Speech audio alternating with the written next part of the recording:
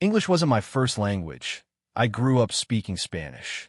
Spanish was the language of my home, my childhood, and my heart. It was the first language I ever heard, the one my parents used to sing lullabies to me, and the one I used to express my earliest thoughts and feelings. Spanish is a language full of warmth and emotion. Every word feels like a song, filled with rhythm and passion. When I spoke Spanish, I felt connected to my culture, to the traditions of my family, and to the stories that had been passed down for generations. It was the language of laughter at family gatherings, the language of comfort when I needed support, and the language of excitement when I had a story to tell. Every conversation, every word carried a piece of my identity. Because Spanish was my first language, learning English was not easy. At first, every English word felt unfamiliar, like a puzzle I didn't know how to solve. I struggled with pronunciation, grammar, and understanding fast conversations. There were moments when I felt embarrassed to speak, afraid that people would judge my accent or the mistakes I made. But I was determined. I listened to English music, watched English movies, and practiced speaking every day. I made mistakes, but I never gave up. One of the biggest challenges was thinking in English instead of translating from Spanish. In the beginning, every English sentence started in my mind as Spanish, and I had to change each word one by one. It was slow and sometimes frustrating. But over time, as I practiced more and more, something amazing happened. I started to think in English. It felt like unlocking a new part of my brain, a new way of seeing the world. It wasn't just about learning words. It was about learning a new way to express myself. I realized that learning a new language is not just about words. It's about understanding a new way of expressing ideas and emotions. When I started speaking English, I felt like I had opened a door to new opportunities. I could connect with more people, learn from different cultures, and even see my own thoughts in a different way. Suddenly, the world felt bigger and more exciting. There were days when I felt stuck, when it seemed like I wasn't improving at all. But I reminded myself that progress is not always obvious. Just like planting a seed, you don't see the roots growing underground, but they're there, getting stronger every day. And one day, the plant breaks through the soil and reaches for the sun. That's what happened with my English. All the small efforts added up, and suddenly, I could speak more confidently. I remember the first time I had a full conversation in English without hesitating. It wasn't perfect, but it was real. It felt like I had climbed a mountain and was standing at the top, looking back at how far I had come. That moment gave me the courage to keep going, to push myself even further. If you're learning English and struggling, I want you to know that I understand how you feel. I've been there. But I promise you, if you keep going, if you practice every day and don't let fear stop you, you will improve. You'll get better. And one day, just like me, you'll look back and realize how far you've come. So don't give up. Keep speaking, keep learning, and most importantly, enjoy the journey. English is not just a language. It's a key that opens the door to endless possibilities. With every word you learn, you're building a bridge to new opportunities, new friendships, and a brighter future. My journey to learning English. I have always found the idea of speaking two languages fascinating. The ability to express myself in more than one language seemed like a valuable skill, opening doors to new opportunities and connections. Growing up, my first language was Spanish, and I realized early on that no one in my social circle spoke English. This made me associate learning English with having better opportunities in life, whether academically, professionally, or socially. Discovering my passion for English. During my school years, I had a close friend who was enrolled in an English course. He was incredibly supportive of my interest in the language and lent me his old textbooks each semester when his school introduced new ones. That's how my journey began, studying with outdated course books and a grammar guide. At the time, English was not a mandatory subject in my school, so I had to rely on self-study. Despite the challenges, my enthusiasm never wavered. English had always intrigued me, and I immersed myself in it as much as I could. I would spend hours reading and copying sentences from the books, trying to write in a new language. However, my speaking skills were extremely weak in the beginning. I struggled with pronunciation and fluency often stumbling over words while reading aloud. Many times, I felt discouraged because I had no way of knowing whether I was saying things correctly. There were no native speakers around me, no language exchange groups, and no online resources like we have today. It was just me, my books, and my determination. Despite the frustration, I remained committed. For 3 years, from the age of 15 to 18, I focused primarily on studying English through books. Looking back, I realized that delaying my speaking practice was a mistake. While I gained a strong foundation in grammar and vocabulary, I lacked confidence in my ability to communicate verbally. Today, with the abundance of language learning resources, including apps, YouTube tutorials, and interactive platforms, it's much easier to start practicing speaking from the very beginning. A turning point, learning through work. When I turned 18, everything changed. I started working, and my job played a crucial role in improving my English, especially my speaking and listening skills. My first job was as a cashier at a drugstore. Since my colleagues often saw me studying English during breaks, I quickly became known as the English guy. Every time a foreign customer walked in, my coworkers would call me to assist them. At first, I was terrified. I remember one of my first interactions with an English-speaking customer. I wanted to help, but felt nervous about making mistakes. I mispronounced the word abroad, and the customer kindly corrected me. Although I felt embarrassed, I quickly realized that these small corrections were invaluable. They helped me improve in ways that studying books alone never could. Later, I worked at a call center where I spent 6 hours a day, 6 days a week, speaking to English speakers over the phone. This was like my version of living abroad. Talking to native speakers daily significantly boosted my fluency and listening comprehension. I only secured that job because of the English skills I had developed through years of self-study and practice. As I became more serious about learning English, I made sure to immerse myself in it completely. I watched movies, listened to music, and read books, all in English.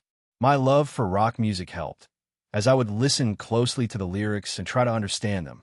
With my first few paychecks, I bought DVDs of movies and TV series in English, which allowed me to practice listening and comprehension.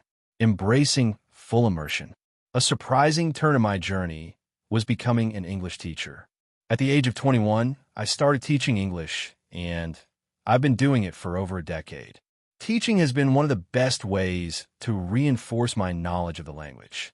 When you teach, you have to prepare, study, and find creative ways to explain concepts. This process deepens your understanding and strengthens your grasp of the language.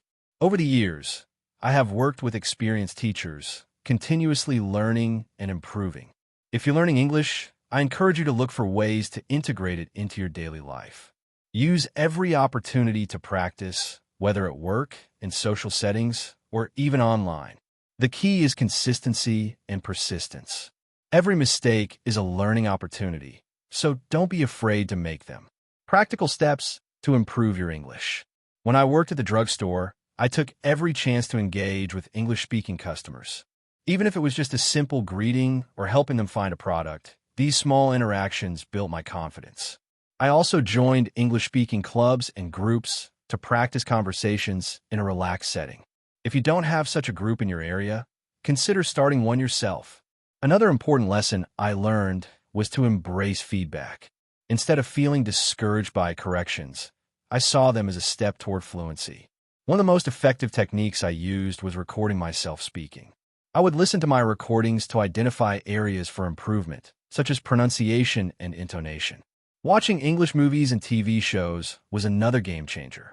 At first, I used subtitles, but over time, I tried watching without them. This helped me pick up natural speech patterns. I also listened to English music and podcasts, paying close attention to different accents and slang expressions. Reading in English played a significant role in my learning as well. I started with simple books and gradually moved on to more complex texts like novels, newspapers, and academic articles. Keeping a vocabulary journal was particularly helpful. Every time I encountered a new word or phrase, I wrote it down and reviewed it regularly. Interacting online was another great way to practice. Engaging in English-speaking forums, participating in discussions, and even leaving comments on videos helped me develop my writing skills. I also found that having a language partner or mentor significantly boosted my learning. Practicing with a fluent English speaker helped me improve my pronunciation and confidence. The power of consistency and perseverance in language learning. Learning a new language is an exciting yet challenging journey. At times, it can feel overwhelming, especially when progress seems slow or when frustration takes over. But if there's one thing I've learned, it's that consistency and perseverance are the true keys to success. Overcoming frustration and staying motivated. There were countless times when I felt demotivated, days when I struggled to remember words I had just learned, moments when I couldn't understand what someone was saying, and times when I doubted whether I would ever be fluent. Plateaus in learning made it even harder because, after months of improvement, I sometimes felt like I wasn't making any more progress. During these tough moments, I always reminded myself why I started learning English in the first place. Was it to travel? To communicate with more people? To advance my career? To enjoy books and movies in their original language? Revisiting my initial motivation helped me push through the difficult times. Another strategy that kept me going was setting small, achievable goals. Instead of saying, I want to be fluent, I broke my learning down into simple, measurable steps.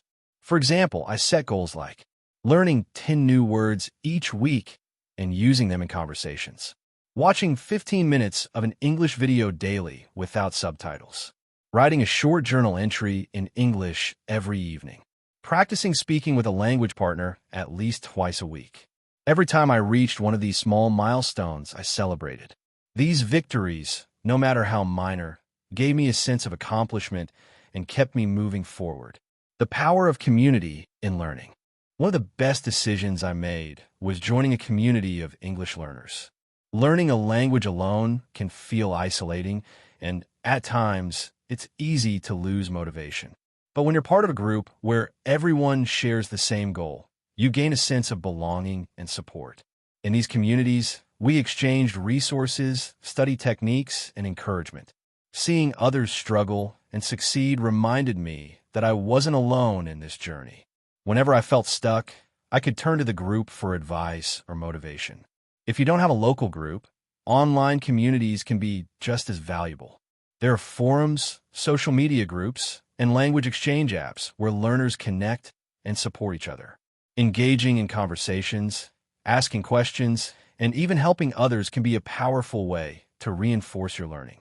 Embracing mistakes as learning opportunities. One of the biggest mindset shifts I had to make was learning to embrace mistakes. In the beginning, I was afraid of sounding silly or making errors, especially when speaking. But the truth is, mistakes are an essential part of the learning process. Think about how children learn their first language. They make countless mistakes, mispronounce words, and use incorrect grammar. But they don't stop learning just because they make mistakes. They keep trying, and over time, their language skills improve.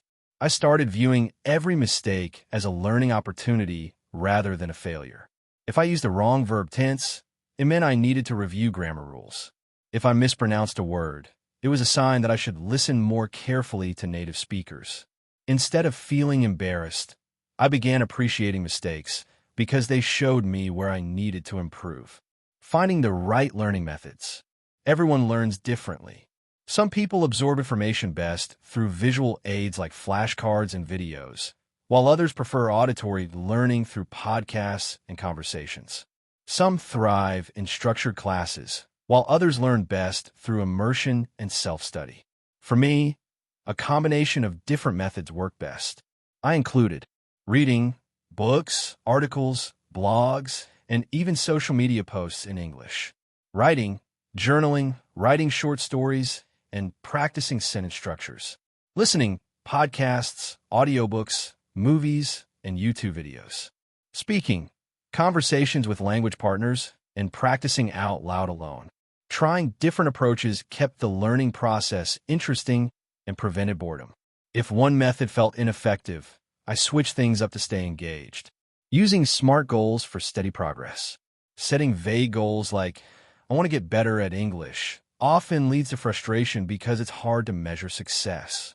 Instead, I use the SMART goal method, setting goals that are specific, clear and well-defined. Measurable, trackable progress. Achievable, realistic for my level. Relevant, aligned with my learning needs. Time-bound, having a deadline. For example, instead of saying, I want to improve my vocabulary, I set a goal like, I will learn and use 10 new words and sentences this week. These structured goals help me stay on track and gave me a clear sense of progress. Turning language learning into a fun daily habit. One of the most effective ways I improved my English was by integrating it into my daily life. Instead of treating it as a subject I had to study, I made it a natural part of my interests and hobbies. Since I love cooking, I started watching English language cooking shows and reading recipes in English. As a sports fan, I followed English-speaking sports analysts and read articles about my favorite teams. I changed the language on my phone and social media to English to immerse myself in it every day. I started thinking in English instead of translating everything from my native language. These small changes made a huge impact because they turned learning into something enjoyable rather than a chore. Managing frustration and staying positive. There were times when I felt stuck or frustrated, but I found that mindfulness and relaxation techniques helped me stay calm and focused. Deep breathing, meditation, and positive visualization kept me from feeling overwhelmed. I also surrounded myself with a positive environment. I followed inspirational language learners, read success stories, and reminded myself that learning is a marathon, not a sprint. Immersing myself in English-speaking culture. Learning a language is more than just memorizing words and grammar. It's also about understanding the culture behind it. I found that learning about English-speaking cultures made the language come alive for me. I watched movies and TV shows, listened to music, and even learned about cultural customs, humor, and etiquette. This helped me feel more connected to the language and improve my ability to understand conversations and social cues. Using technology to boost learning. Technology has made language learning easier than ever. I use language apps, interactive courses, and virtual reality experiences to practice English in engaging ways. These tools provided flexibility and convenience, allowing me to learn anytime, anywhere. Tracking progress and celebrating growth. Keeping a language journal helped me reflect on my journey. I wrote about my successes, challenges, and goals, which made me realize how much I had improved over time. Whenever I felt discouraged, looking back at my journal reminded me of how far I had come. Believing in yourself and staying motivated. Above all, maintaining a positive mindset is essential. It's easy to doubt yourself or feel like you're not making progress fast enough. But every small step forward brings you closer to fluency. Surround yourself with supportive people, stay consistent, and most importantly, enjoy the process. Learning a language is not just about reaching fluency. It's about growing, connecting with others, and expanding your world. To all English learners out there, keep going. The journey may be challenging, but it's also incredibly rewarding. Believe in yourself, stay patient, and celebrate every step forward. If you found this helpful, don't forget to like, comment, and subscribe for more content to help you on your English learning journey. Keep practicing, stay motivated, and most of all, enjoy the process.